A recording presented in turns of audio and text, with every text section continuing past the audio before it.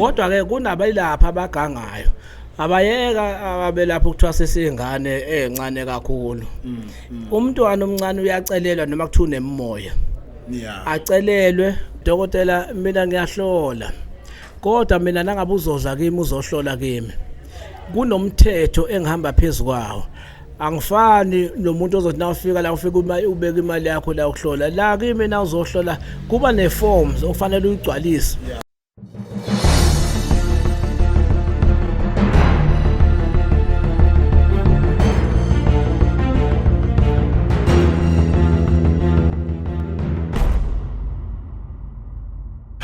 Nginibingelele nonke babukele emakhaya igama nguSimangaliso ngokwamtshali umagalela gase njengengonyama ulinda Mkhonto unzelenduna uma siyavutshela echubeni ukhondlo ugebisa babukele emakhaya nantukele luhlelo lenu zikhiphani emtshezi bafowethu namhlanje sikhona la emtshezi escourt bafowethu la esibizwe khona uDr Mlilo umhlongo okuyena njengamanje babukele emakhaya engizomnika ithuba lokuthi asichazele kabanzi ukuthi njengoba esibizile la kuleli uhlelo lethu sikhiphani emtshezi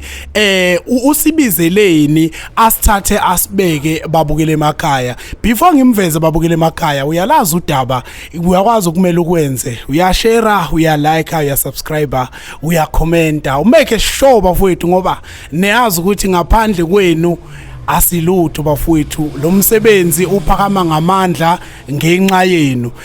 Mr Mlilo dokotela bhuti namhlanje ula kuthina nakho zikhiphani emtshezi ungenile besihlala sikubonela endaweni le emazweni akude sikubona ushaya indawo lapha nalapha besicela nje ukuthi ubingelele ababukele emakhaya asinibingelele ke balaleli emakhaya nonke uDr Mlilo lo khulumayo abanye abamazi ngoxola mthakathi kulakithi ke namhlanje ngila emtshezi kwelakithi emtshezi namhlanje sibonge kakhulu leli thuba namhlanje ngilitholayo lokuthi ngiphinde ngibe nani namhlanje sizothi ukugxila kakhulu maqondana nomsebenzi wekhemesi esizovula namhlanje kunekhemesi la elizovula uDr Mlilo elisebenza ngamakhambi esintu elisebenza nangemithi nje eyehlukene ngisazonichazela ngokuhlukana kwayo ngoba eminye ibuye ngaphandle njengomnqamlo wamazwe kuphela ke bazalwane mina ngiyahamba kakhulu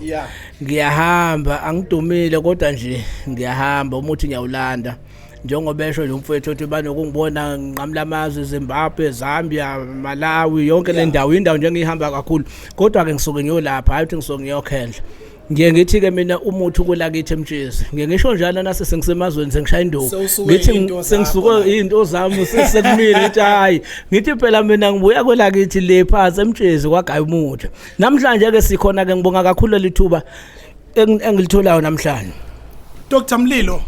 awusichazele kabanzi singakayi kude kakhulu leli gama elithi Dr Mlilo igama eliqhamuke kanjani yebhuti uyabona indoda nangabe noma ngithi umfana noma insizwa mangabe iqala izothola izibongelo kube nezinto ezisuke zenzeka ngaleso sikhathi bese ke kuvela leso sibongelo leso osunikeza nawo ke lamagama avela kanjani nangabe uyacabanga ngeke ngaduma kakhulu ngegama kaXola Mthakathi abantu abaningi la emtshezi bangazi ngoXola Mthakathi na uthi ukhuluma ngoXola Mthakathi bakuthi tholo ehamba ngemoto yelo lo unjani bakhuluma ngami loyo noma kwaba khona nokudideka ke kubantu bathi abantu sengashona kanti cha ngisaphila kwakushona udadewethu wayesangoma cha ngiyaphila ngikhona ngithena ngabe ngizoya emanzini ngiyothwasa amakhambi ukuhlanganiswa kwamakhambi ilapho ke ngabe uyakhona naleli gama lika Dr Mlilo kunenduku dokotela esingayikhanda la siphumelela phandle kube ngiphethe isikhoma sami besophumelela phandle ilangeni isebenza ngelanga umuthi wakho uvutha umlilo kodwa udinga ilanga yikho ke la kwavela khona leli gama lika Dr Mlilo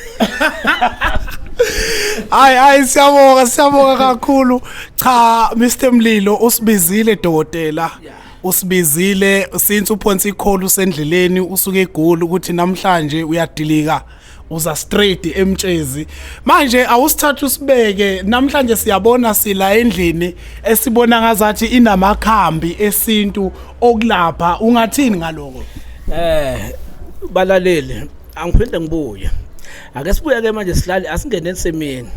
uyabona lapha sisendaweni yomuthi manje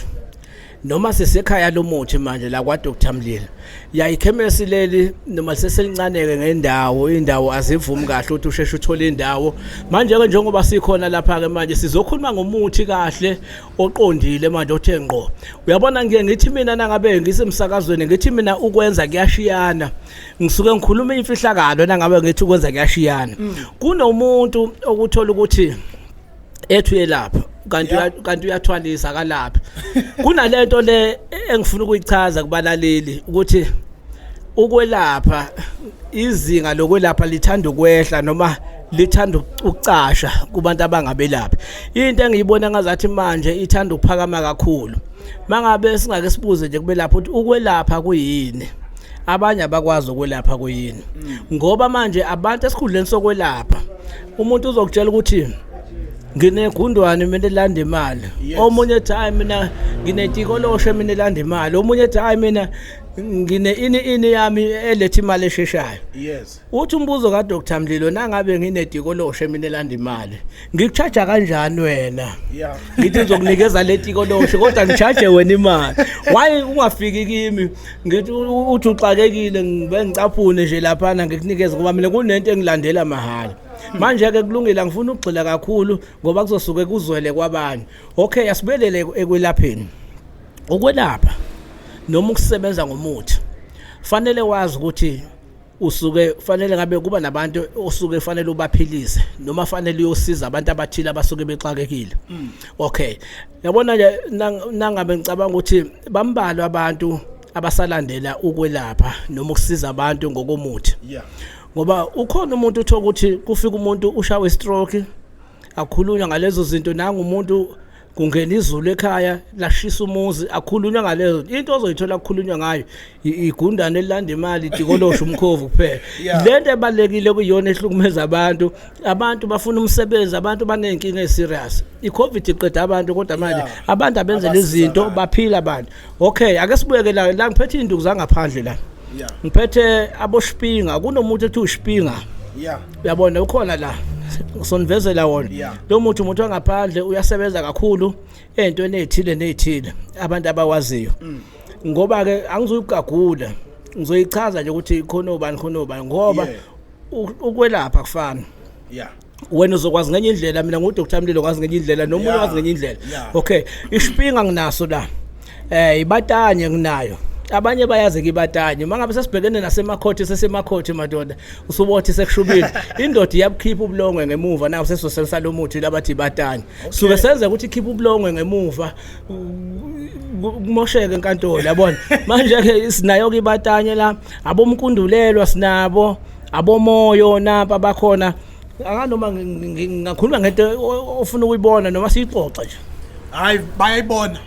njengoba sikhuluma nje aboShipinga moyo malamba kubiwa abosenseki abosilandalanda napa bakhona abompetso naba bompetso sinabo la nabomthuba nsimba nje obani babona nje aziningi kakhulu induku ekhona la bese kuba khona induku ke ezithakiwe ezithakiwe nento zabantu abashayo madoda zikhona kubantu abaxakekile uyabona ke ngeenkinga zokwehlukana ke kwenu ngeke siyidalule kodwa nasufikile la ekhemesi ka Dr Mlilo ngavushane nje ungakayi kude dokotela ngavushane nje awusithatha usibeke ukuthi njengomelaphi ngoba usuya kuleli point ebengifuna ukuya kulona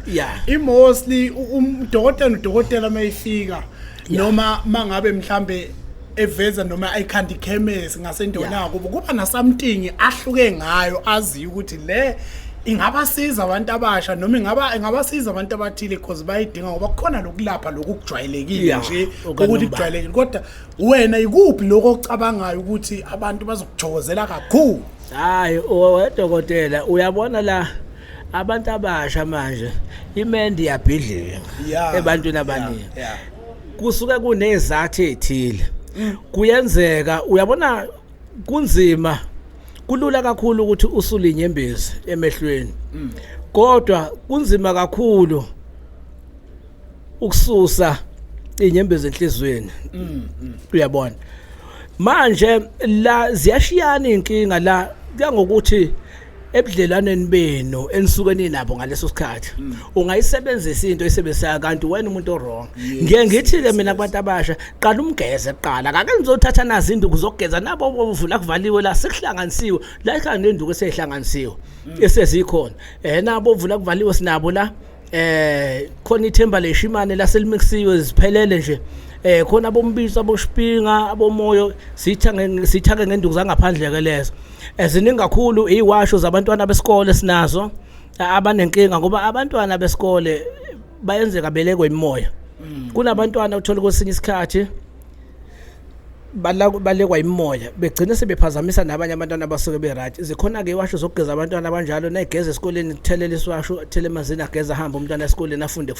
ziningi kakhulu ungakadluli kulelo labantwana abahlushwa imoya ngoba ngiyacabanga ukuthi elinye lama point abaleke kakhulu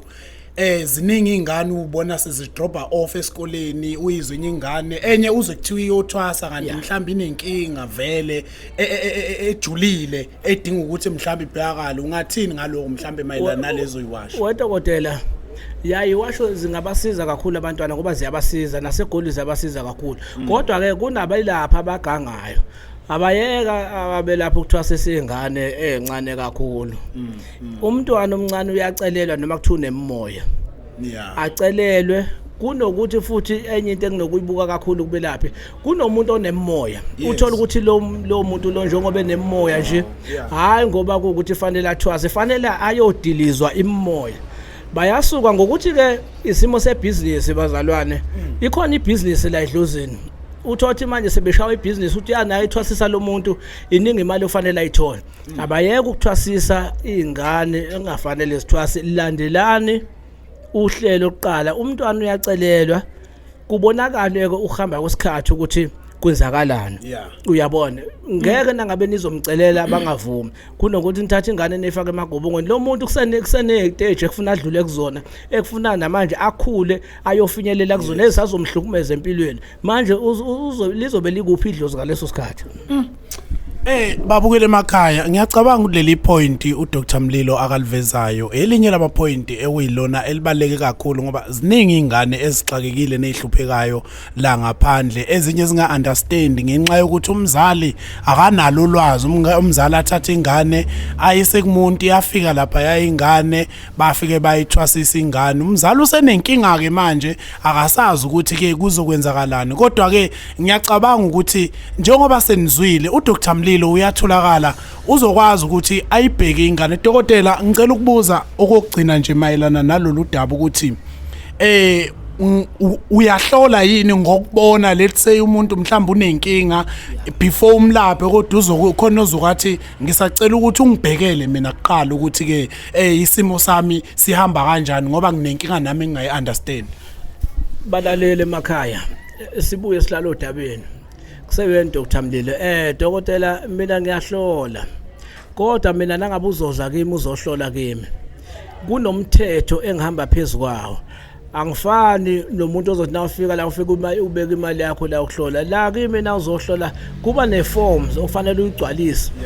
nami kuba neforms esala kimi lapho sisuke sikhanda isivumelwane phakathi kwakho wena melaphi nami ngudokotela ukuze na unganeliseki uneright ukuthi ubuye uzofuna imali yakho noma ngizoqala ukukusebenza ngizokubonisa ama forms akhona kunama forms omuntu kimi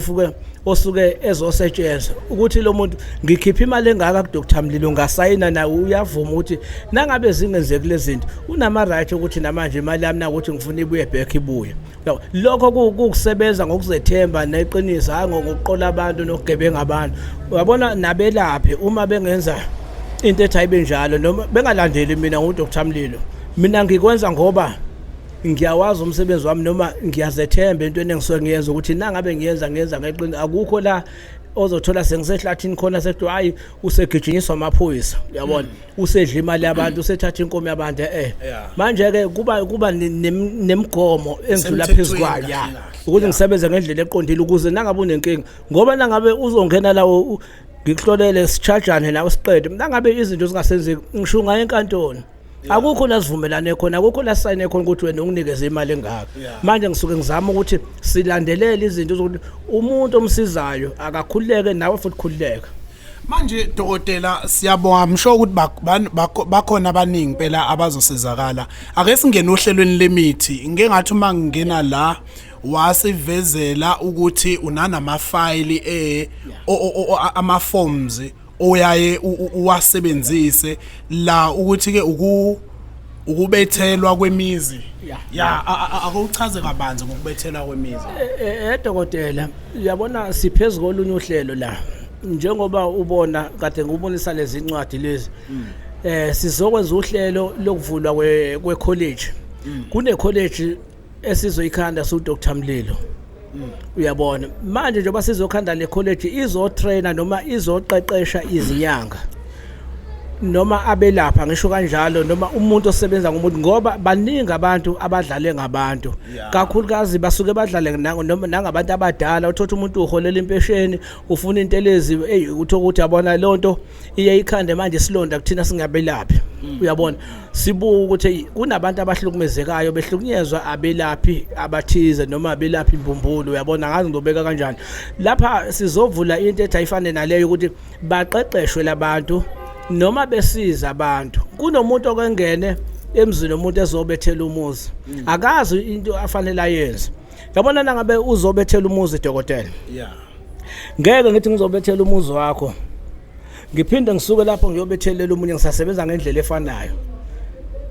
yabona lapho sekukhona la saqala khona phela dokotela ukhumbula ukuthi ke leyo mizi leyo ayithakathwanga ngendlela efanayo uyabona nezinkinga zakhona ngeke iphume ngendlela efanayo ngisho imithi ezosebenza lapho phakathi dokotela kuyaphoqa ukuthi ayingafani ngoba manje sikhuluma ngani sikhuluma ngokuphilisa yikho ngithi mina ukwenza kuyashiyana uyabo lento mangabe sizoyilandela sizama njengoba sifuna ukwenza lesi sikole sizokhotha isiqeqeshela batraineka abantu bazi ukuthi okay na usebenza izinto ezithinta umuthi noma na usebenza into uyabona kunomuntu okefake umuthi uze kahle umuthi wakhe ufaka mhlawumbe ukuphalazisa abantu egcineni ashintsha afaka umuthi wembiza phakathi akazi yini ulwazi elincane noma ashintsha afaka umuthi oyintelezi amoshele yanto ekade seyikhandile sizama ukuvimba lokho ukuthi akungenzeki kanjalo. Manje dokotela usase lapho kulelo daba lokufundisa la nizobe nifundisa abantu abakanjani abantu abanobizo noma ngakuthiwa kungasuka noma ubanje mayithi mina ngiyakuthanda ukulapha yithi ngiyofundela ukulapha noma ngifuna abantu abanobizo vela sebeqalile besebenza. Lapha dokotela ngicabanga ukuthi uhlelo lethu luzobhekana kakhulu nabantu abasiza abantu noma abayizangoma noma abangabaprofeti izinto ezinjalo yabo ukuze lukhona ukuthi ngoba kahle sifuna ukulekelela kubona kahle ngoba ibona abasiza abantu. Okay. Ngoba la ngabe sizothi wonke umuntu akuze nombali shuthi lapho manje sesivulela wonke umuntu ukuthi akayolapha. Hayi ngiyakuzwa ake sikhulume ngendaba le yokulungiswa ke noma yokuthwasa ake sigxile nje kule yokuthwasa kwesangoma ukuthi uma kukhulunywa ngokuthwasa kukhulunywa ngani. Dokotela asibuyele khona kuseyi Dr Mlilo nginani balalelo la eMtshezi sikwela kethi ngikhuluma kahle ke namhlanje ngikhuluma kahle ngisekhaya la kwaGayi umuntu kunini ngishaya izizwe masoni beze bebuze leko warali kunesibhedlela lento ngisebenza sona leko warali ngigadle lapha bese sengazathi cha mina ngowala ngisiwa ngale madoda ngowala namhlanje ke ngisekhaya asibuyele lapha ke dokotela balaleli sesonke la esikhulume ngendaba yokuthwasa uyabona nangabe sizokhuluma ngokuthwasa noma sikhulume ngokuthwasisa abantu kunalento enginokuyibona enokugqilaza abantu kakhulu kunalo moya engithi umuntu mhlambe bamenzela umndawo okokuqala lezofika ishaye khona mangabe kuthiwa baphehlela umuntu umndawo lo moya uthi umndawo okokuqala mbhekeni umuntu ukuthi uZulu lo okay lo muntu mhlambe ubuye eLimpopo lo muntu ubuya kuphi lo muntu ubuye eMozambique lo muntu ubuye mhlambe eZimbabwe okay uthani mangabe nikhanda umndawo nenzela lo muntu nemthwasisa ubhekeni umndawo ukuthi ufuna niwenze kanjani umndawo wakaSoshangana ufana nomndawo kaZulu uyabona wakaZulu umndawo mawuzogida ugida ngamadolo owangale eMozambique futhi nawo unendlela yawo yabona manje ke ngisho ukuthi abumusa ukwenziwa into engazathi manje sekuyifashini ukuthi hayi thwasisana abantu ngendlela eraght okay umndawo wakwaZulu yabona kunalento ukuthi isangoma sigqokisa indwangu ezibovu yena edala dokotela ukuthi sigqokisa indwangu ezibovu umuntu mayithwasa ngicathi nokwabona amathwasa egqoka indwangu ezibovu ini unalo ulwazi kalokho anginalo ulwazi okay asibasiza abantu baxakekile dokotela into edala ukuthi lo yamuntu agqokisa indwangu ezibovu kuyenzeka ukuthi omunye umuntu ungenwa lezi iqhwagaza kube yabona imimoya lekuthiwa imndawo iyona moya eziqhwaga leyo esikiqhwakele kumuntu uthothi abantu bakuba basuke beshonele empini noma basuke beshone ngegazi kungakho manje lo muntu azogqokiswa lezi ndwangu ezibovu bese nangabe kuzoqala ukwenziwa lo mndawo fanele kuyiwe emfuleni umndawo awukhuphuleli kwenye indawo ufuna umuse emanzini lo muntu uyokhuphulela khona noma usuzophothula futhi uyayuphuthulele kuphi emanzini kufuneka imbuzi ebovu ke masiyophothula ngeke umndawo uphothule ngembuzi emhlophe ngeke ngeke labantu basobeshone ngagazi phela ibona labantu abenza ukuthi umuntu nangabe engafuna ukumukela into ezikhwama abamphaqaze nje kalula abanye phaqa uzothiwa ubulawe imoya uyabona isithunya ngeke sikwenze lokho okay sibuyeke lapha dokotela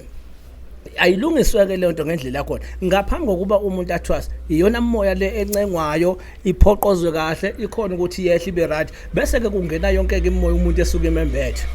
hayi dokotela siyabonga kakhulu babukele emakhaya udokotela uDr Mlilo abanye bamanzinga uXola Mthakathi bafowethu sila namhlanje esikhothi emtshezi sinayi la udokotela so njengamanje dokotela sicela nje ukuthi utshela babukele emakhaya inkundleni zakho zokuxhumana ukuthi utholakala kuphi nale chemist yakho iku street nembabani and mawukuthi likhona ikheli la kulendlu ngicela ubanikeza babukele emakhaya sibonge kakhulu leli thuba lapha kudokotela namhlanje balaleli bami bonke namhlanje angekho eGoli amafoni lekhalile ngila kwelakithi emtshezi namhlanje ichemist yethu le ila eScourt ubani uHarding Street lo ne ya la ku Harding Street eRobotin yabona nje nangabe uphakamisa nje amehlo yabona lapha phambi kwechemist kunabantu abahayikhaya abasuke beya koMnambithi nawuthi nje emhayikhweni waseMnambithi usuke eScourt uzobe usubona ke nawuthi uvusa amehlo nakho kubhaliwe la Dr Mlilo nazi igarage ngale engine mawudlula nje igarage engine uyahla uzowehlela kulona ngisho ukuthi ke imbili yaswela umsila ngokulayezela amadoda yashinya ngane ekhwapha kusho mina u27 uganaganda ongenasitele ngumthonda ungena ngamashizolo bhuja kube zanyanta ngoba zakhwezela udekoloshe abantwana nizodlana ngoba mina ngizodla inyoko zalikwazi imbimbi sekufesile kulungile inkosi ayiqede amadoda siyabonga kakhulu Dr Mlilo babukela emakhaya siyabonga kakhulu ngohlelo namhlanje Dr Mlilo sikakaqedi usenomsebenzi omningi esisazobuya kubona angithi umfundisi futhi umthandazi futhi hayi leyo is a topic for another day guys siyabuya uDr Mlilo akaqedi usazobuya neshow ngicela nikhombise uthando manje imthandile uDr Mlilo ngicela nenzeni njalo niyalike abafuna ukukufonela lapha nibenze kanjani asibuyele ekhaya sibele ensimini cishe sakhohla kakhulu uDr Mlilo inamba yami ethi 065 744 6787 social media utholakala phi TikTok Facebook WhatsApp kuphela ngeke mina ungangithola nje mina afuna ungifonele bakodwa inkinga yami ngisuke ngibhizi kakhulu kodwa nawufuna mina noma ufuna ukuthola information yami uthi Dr Mlilo uthi Dr Mlilo Mhlongo uzongithola lapho siswami ooperatoryo uma Mhlongo eThekwini esibhizi naye ke le kuinanda FM mangabe singesibhizi ngento zemsakazo kanjalo uyena kumuntu ongaze akuxhumanise nami bazalwane mina ngisithola isikhathi salezinto lezi ngisuke ngibhizi ngizobhiza ngifuna uqamba noma nawe ungangena uDr Mlilo uzoyithola imisebenzi yami ngoba nangabe sikhona siyenze umsebenzi abantu bayashutha nani yabo kodwa nje ukuthi uzokhuluma nami mancane lawo mathuba lawo ngoba ngiyagoba kwesesikhathi angekho ngiseMalawi ngiseZimbabwe ngikuphi yabo eGoli uhlala kubhizi ngibhuka abantu ngapha ngiyangena ngo9 ekseni ngiyoshayisa ngo6 ntambama ngikhathele ngiyahamba ngiyosebenza yabona sikho isikhathi sokuthi ngizohlalela ifoni nawe ungangithola efonini ungaphatheki kabi ulukhu uzama nje lokuzama uzongithola bakhona abafana ku reception bayibamba bekutshela ngizotholakala nini kanjalo abafuna ukubuza nabahamba kimi bayazi Dr Mlilo yashiya ngane ekhwama Awu siyabonga babukele emakhaya niyalazi ke iqiniso ngicela nenze njalo uDr Mlilo nilandele le shows khiphani Mtshezi nenze njalo bafowethu uthande esinalo ngane luyinqwaba nisale kahle Siyathokozisa.